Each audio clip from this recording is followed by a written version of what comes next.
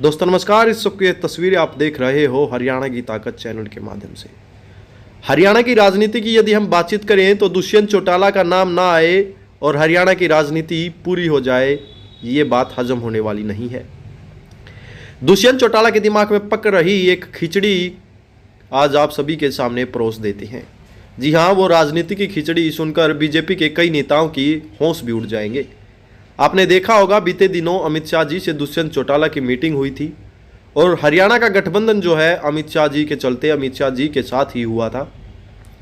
यही कारण है कि हरियाणा के अंदर किसी भी बीजेपी के नेता का दुष्यंत चौटाला दबाव नहीं मानते। खैर, वो बात अलग है कि वीरेंद्र सिंह बीजेपी के पूर्व मंत्री हैं और एक बड़े कद्दावर नेता है, ये भी कोई झूठ बात नहीं है। और इसी के चलते वीरेंद्र सिंह लगातार रुके जो है लगाते रहते हैं, या हरियाणा में कहे रुके मारते रहते हैं कि गठबंधन तोड़ दो, बीजेपी को नुकसान होगा, दुष्यंत से नुकसान होगा। पर कहीं ना कहीं इस चीज़ को लेकर दुष्यंत चौटाला के मन में कोई खतरा नहीं दिखाई देता, क्योंकि उनका साफ तौर पे कहना है कि गठबंधन जो है हरियाणा से नहीं, गठबंधन जो है अमित शाह जी ने करवाया है। लगातार मोदी जी से उनकी कई बार मीटिंग भी हुई और इसके पीछे की असल सच्चाई मैं बता देता हूं। जो जाटों का वोट बैंक है उसे बटोरने के लिए बीजेपी खेल सकती है बड़ा खेल। जाटों के साथ जो अन्याय हुआ है, जाटों के नेता ओम प्रकाश धनखड़ के साथ अभी बीते दिनों जो अन्याय हुआ है, जी हाँ, उनको भी एक बहला दिया गया, उनको भी एक पद दे दिया गया है अच्छा खासा। लेकिन मुख्यमंत्री बनने का उनका सपना खट्टर साहब ने चूर चूर कर दिया। ये बातें कोई नई नहीं है। हालांकि कांग्रेस की गुटबाजी खुलकर सामने आ जाती है। बीजेपी की गुटबाजी की यदि हम बातचीत करें तो उसका फ़ायदा डायरेक्ट दुष्यंत चौटाला उठाएंगे।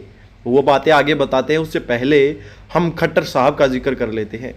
ये भी कोई नई बात नहीं है कि खट्टर साहब जो है अपने विरोधियों को दरकिनार कर देते हैं, एक पासा ऐसा फेंकते हैं कि वो सीधे स्टेडियम से आउट हो जाते हैं।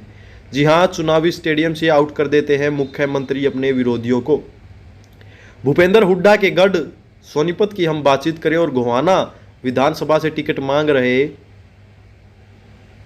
रामचंद्र जांगड़ा को भी मुख्यमंत्री ने करीबन 4 साल पहले ऐसे ही राजनीति के स्टेडियम से आउट कर दिया था।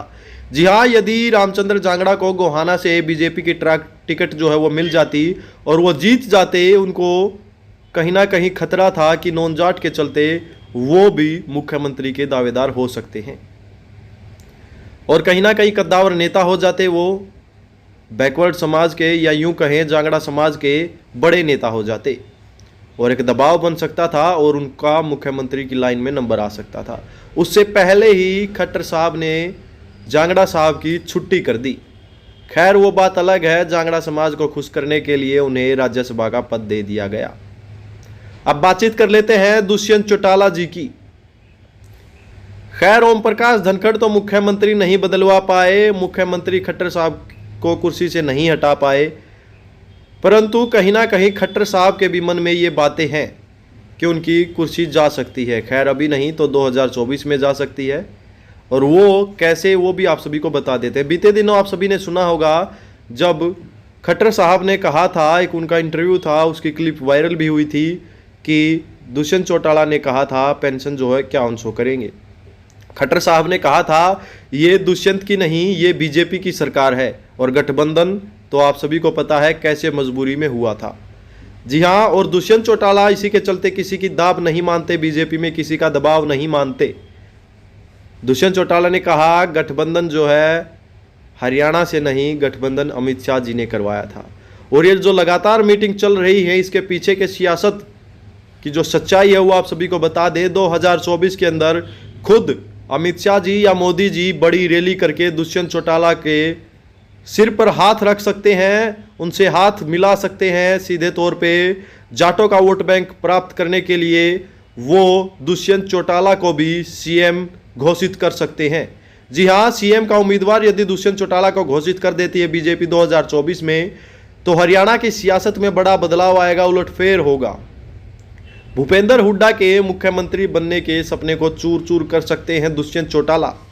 यदि एक बार भी दुष्यंत चौटाला को यह कहा कि 2024 के चुनाव के बाद हम दुष्यंत चौटाला को मुख्यमंत्री बना देंगे, ये ही खतरा बीजेपी के कई नेताओं के मन में है। इसीलिए वो लगातार कह रहे हैं कि गठबंधन को तोड़ दो, इससे बीजेपी को नुकसान है।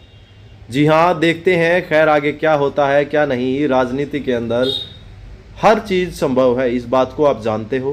खैर अब जो कांग्रेस की लगातार हवा बढ़ती जा रही है, क्या उसको तोड़ने में कामयाब होगी बीजेपी? क्या वाकई में जाटों का वोट बैंक प्राप्त करने में कामयाब हो जाएगी बीजेपी?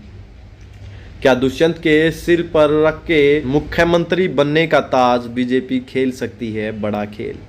यदि ऐसा होता है तो कमेंट बॉक्स में अपनी राय जरूर दिएगा। हरियाणा की राजनीति में कितना बदलाव आएगा?